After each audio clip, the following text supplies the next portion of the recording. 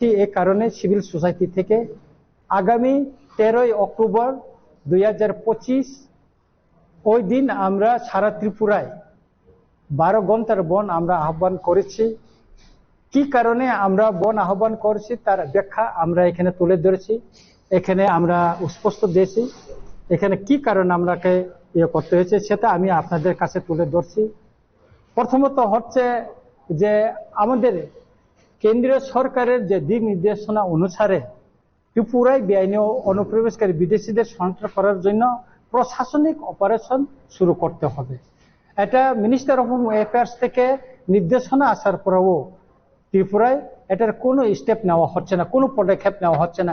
যেটা আসামে নেওয়া হয়েছে, যেটা দিল্লিতে নেওয়া হয়েছে, যেটা গুজরাটে নেওয়া হয়েছে, হরিয়ানায় নেওয়া হয়েছে, মহারাষ্ট্রে নেওয়া হয়েছে, কিন্তু এই ব্যাপারে ত্রিপুরার মাননীয় মুখ্যমন্ত্রী মহোদয়, যিনি স্বরাষ্ট্র দপ্তরের ভারপ্রাপ্ত মন্ত্রী, তিনি এই ব্যাপারে কিছু বলছেন না। কেন বলছেন না?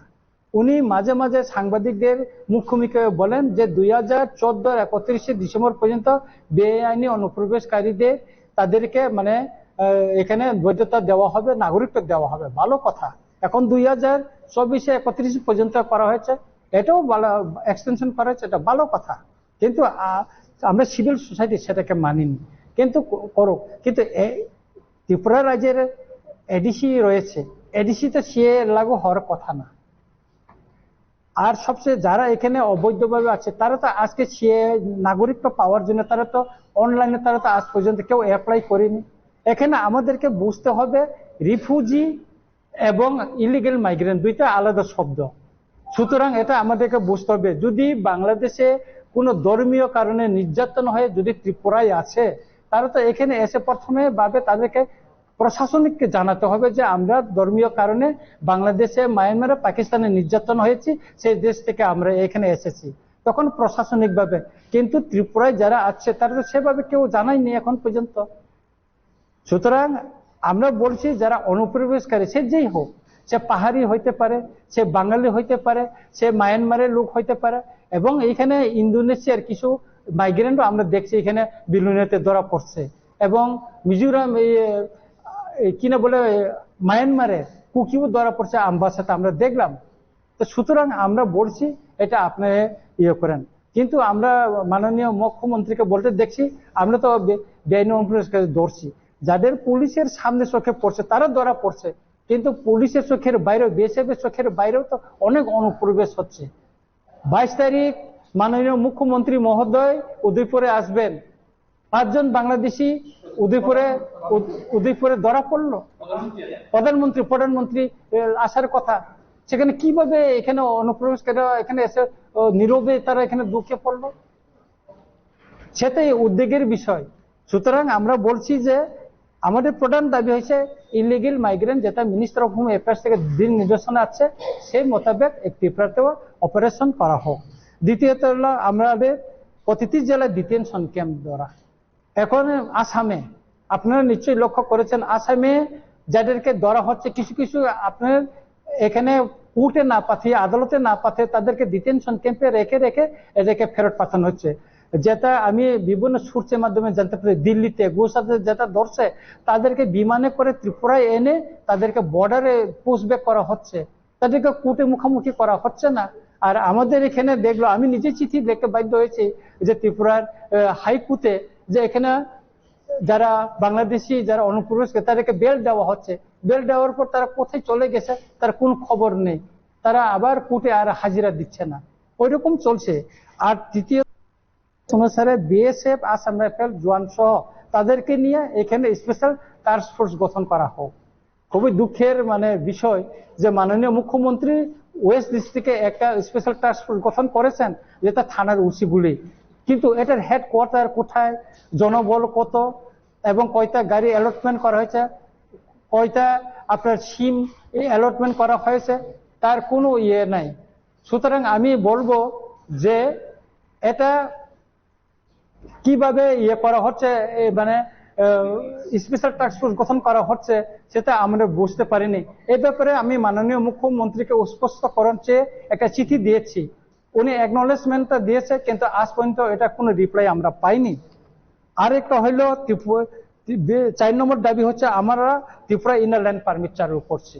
অনেকে মনে করে ইনার লাইন পারমিট একটা বিরাট একটা বাঙালি বিরোধী একটা আইন। এটা না। আপনারা, আমি সারা ত্রিপুরায় সবাইকে আমি বলবো, আপনারা মিজোরামে যান, মণিপুরে যান, নাগাল্যান্ডে যান, অরুণাচল প্রদেশে যান। ইনার লাইন পারমিট হচ্ছে আপনি যে রাজ্যে ঢুকবেন সেখানে অনুপ্রবেশের সময়, যাওয়ার সময় একটা পারমিশন মানে অনুমতি একটা নিতে হয় 20 টাকা দিয়ে। আমিও গিয়েছি। আমরা জনপ্রতিনিধি হিসাবে সেখানে আমাদেরকে দিতে হয় না, কিন্তু সরকারি কর্মচারীকে দিতে হয় না। যারা সরকারি কর্মচারী সাধারণ মানুষ তাদেরকে ওইখানে হচ্ছে, মানে কি বলবো, তাদেরকে এখানে এমনি পারমিশন নিয়ে যেতে হচ্ছে। সুতরাং ইনার লাইন পারমিট হলে ত্রিপুরায় দৈনন্দিন কত লোক ত্রিপুরায় আছে, কতজন বাইরে চলে গেছে সেটা আমরা জানতে পারবো, সেটা রেকর্ড হবে এবং গভর্নমেন্ট রেভিনিউ পাবে। কারণ তাদের প্রত্যেকটা ত্রিপুরায় যারা আছেন তাদেরকে 20 টাকা করে তাদেরকে এখানে মানে টাকা দিতে হচ্ছে আর কি। তো রেভিনিউটা কালেকশন হচ্ছে। সেজন্য আমরা বলছি যে ত্রিপুরায় অবিলম্বে ইনার লাইন পারমিট চালু করতে হবে। কেন করতে হবে? এটা 1993 সনে এটিটিএফ ললিত দেববর্মা গ্রুপের সঙ্গে রাজ্য সরকারের যে চুক্তি হয়েছে, যে শান্তি চুক্তি হয়েছে, সেখানে উল্লেখ আছে। সেই জন্য আমরা দাবি করছি যে ত্রিপুরায় ইনার লাইন পারমিটটা চালু করা হোক, যেটা 2 বছর আগে মণিপুরে চালু হয়েছিল। 5 নম্বর হলো ত্রিপাক্ষিক চুক্তি অবিলম্বে কার্যকরী করতে হবে। কেন? আমরা চুক্তি করেছি আজকে 18 মাস হয়ে গেছে। আজকে 18 মাস হয়ে গেছে, কিন্তু চুক্তি কি হয়েছে কি না হচ্ছে সেটা তো কিছু মানে আমাদেরকে জানানো হচ্ছে না। এই চুক্তি হয়েছে তখন মাননীয় মুখ্যমন্ত্রী মহোদয় ছিলেন, স্বরাষ্ট্রমন্ত্রী মহোদয় ছিলেন, আমাদের নেতৃত্বরা ছিলেন। চুক্তি ত্রিপুরায় কার্যকরী হবে, এটার অগ্রগতিটা কি সেটা আমরা জানতে পারছি না। আমরা বিধায়ক হিসেবে বিধানসভায় আমরা প্রশ্ন জমা দিয়েছি, কিন্তু সেখানেও তো আমাদের ডিসি এলাও হয়ে যায়। শর্ট নোটিশ দিয়েছি, সেটাও আমাদেরকে মানে সুযোগ দেওয়া হচ্ছে না, সেটাই রিজেক্ট হয়ে যায়। সেই জন্য আমরা ত্রিপাক্ষিক চুক্তি অগ্রগতিতে কি হয়েছে সেটা আমরা জানতে চাই। সেটা কার্যকরী করার জন্য আমরা দাবি তুলেছি। আপনাদেরকে একটা সত্যর বিষয় আমরা তুলে ধরি। আমাদের যে ত্রিপাক্ষিক চুক্তি সেখানে ল্যান্ড রাইটসের কথা বলা হয়েছে। 2 বছর আগে তিতি এডিসিতে কাউন্সিলে একটা বিল পাস করে যে তিতিজি এডিসি এলাকায় যে জমিগুলি আছে, যে খাস জমিগুলি আছে বা ফরেস্ট ডিপার্টমেন্টে, সেটাকে অ্যালটমেন্ট দেওয়া এবং পাট্টা দেওয়ার জন্য আমরা রাজ্য সরকারের একটা বিল পাঠিয়েছিলাম অনুমোদনের জন্য। কিন্তু আজকে 2 বছর রাজ্য সরকার ওটা ওনাদের হেফাজতে রেখে দিয়েছে, সেটা রাজ্যপালের কাছে পাঠানো হচ্ছে না। কেন পাঠানো হচ্ছে না? সুপ্রিম কোর্টের একটা ভার্ডিক্ট আছে যে 4 মাসের অধিক কোনো রাজ্যপালের কাছে এটা রাখা যাবে না, কিন্তু রাজ্যপালের কাছে সে বিলটা পাঠানো হচ্ছে না। তাই আমি বলবো যে এটার বাদেও যে আমাদের কাস্টমারি ল আছে, যে কাস্টমারি লটাও তো অনেকজনে কিছুটা পাস হয়ে গেছে, কিছুটা এখন আটকানো হয়েছে। কেন এটা রিজনটা কেন আটকে রাখা হয়েছে তাই সেটাও স্পষ্টভাবে কিছু বলা হচ্ছে না। তাই আমাদের দাবি হচ্ছে কি, যে আমরা চাচ্ছি যে অবিলম্বে যে ত্রিপাক্ষিক যে চুক্তিটা এটা রোমান হরফে লেখার জন্য অবিলম্বে সরকারের ঘোষণা করতে হবে। আমরা কেন দাবি জানাচ্ছি? আমরা বিরোধী দলে থাকার সময় থেকে আমরা জানাচ্ছি, সেই ত্রিপুরা উপজাতি যুব সমিতি সে 1967 সন থেকে এই দাবিটা তুলে নিয়ে আসছিল, দাবিটা করে আসছিল। এখন আমরা দাবি করে যাচ্ছি। আমাদের অষ্টম তফসিলের প্রয়োজন নেই। অষ্টম তফসিলের অনুমোদন করতে গেলে যদি কোনো সমস্যা থাকে তাহলে আমাদের কোনো আপত্তি নেই, অষ্টম তফসিলটা বাতিল করুক। তবে রোমান স্ক্রিপ্টটা ত্রিপুরায় চালু করার জন্য ঘোষণা করা হোক। মেঘালয়ে তো তাদের ভাষা খাসি জয়ন্তিয়াল ভাষা তো তারা রোমান স্ক্রিপ্ট লেখছে, মিজু ভাষা লেখা হচ্ছে, নাগাল্যান্ডে লেখা হচ্ছে। তাহলে ত্রিপুরায় রোমান স্ক্রিপ্ট লেখাটা কেন অসুবিধা হচ্ছে, কেন এটা বাধা দেওয়া হচ্ছে? এখানে আর একটা বিষয় দেখার হলে, কিছুদিন আগে কেন্দ্র শাসিত রাজ্য যে লাদাখে একটা জনগোষ্ঠীর ভাষা, সেটাকে রোমান স্ক্রিপ্ট লেখার জন্য আমাদের মাননীয় রাষ্ট্রপতি উনি গেজেট নোটিফিকেশন বাইর করে দিয়েছে। তাহলে ত্রিপুরায় কেন বরক ভাষা লেখার জন্য রোমান স্ক্রিপ্টে যদি রোমান স্ক্রিপ্ট ব্যবহার করা, তাতে কি অসুবিধার আছে সেটাই আমরা বোধগম্য হচ্ছে না। এই ব্যাপারে আমরা বিধানসভাতে বারবার আমরা তুলেছি, কিন্তু এই ব্যাপারে স্পষ্ট এখন পর্যন্ত আমরা কিছু জানতে পারিনি।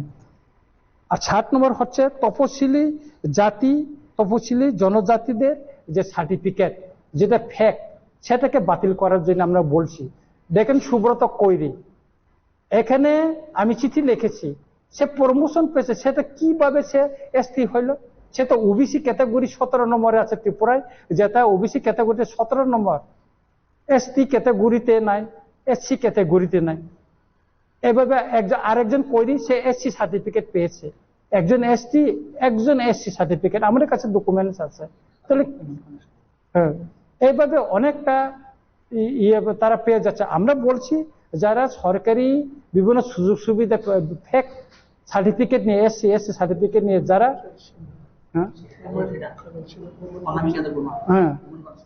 উমেন্স কনস্টেবল কাজল দেববর্মা, ওনার তো সেরকম এভাবে করা হচ্ছে। আমরা তো প্রতিবাদ দিয়েছি, মাননীয় চিফ মিনিস্টারকে চিঠি লিখেছি, কিন্তু এই জন্য কোনো কার্যকরী হচ্ছে না।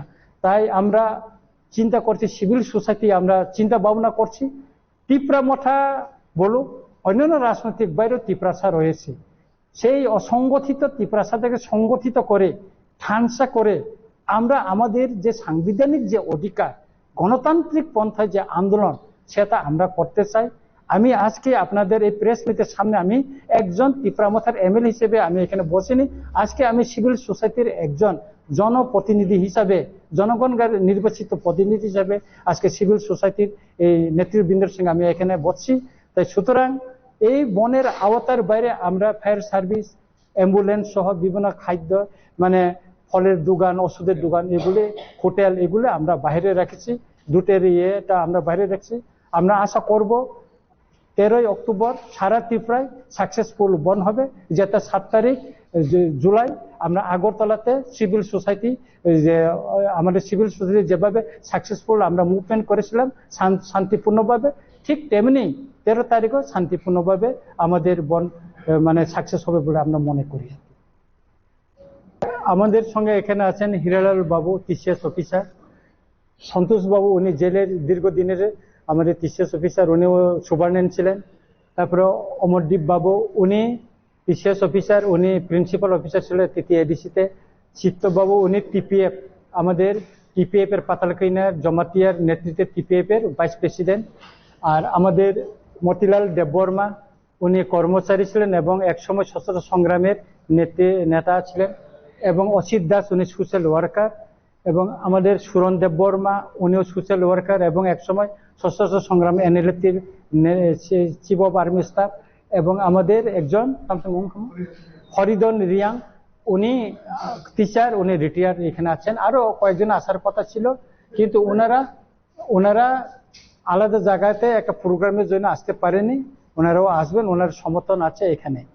তো আজকে এবং ত্রিপুরা পার্টির পক্ষ থেকে আপনারা ট্রান্সফার কথা বলছিলেন, মানে ব্যানারে জনজাতিদের একত্রিত করতে যাচ্ছে না, আমাদের সিভিল সোসাইটির কিছু অংশ লোক আছে, যেমন সরকারি কর্মচারী রিটায়ার্ড যারা আছেন, এমন কিছু লোক আছে তারা কোনো পার্টির পতাকা তলে আসতে চায় না, পার্টির পতাকার বাইরে ওরা আসতে চায়। আজকে এই যে সন্তোষ বাবু আছেন, হিরালাল বাবু তারা আছেন, আমাদের এই যে অমরদীপ বাবু যারা আছেন, ওই রকম সিভিল সোসাইটির অনেক বহুত লোক আছে, যেমন কাউন্সিল অফ ত্রিপুরা হদা, তারা কিন্তু কোনো রাজনৈতিক দলের মানে পতাকা তলে আসতে চায় না, কিন্তু সিভিল সোসাইটির যে কোনো মুভমেন্টে তারা আসতে চায়।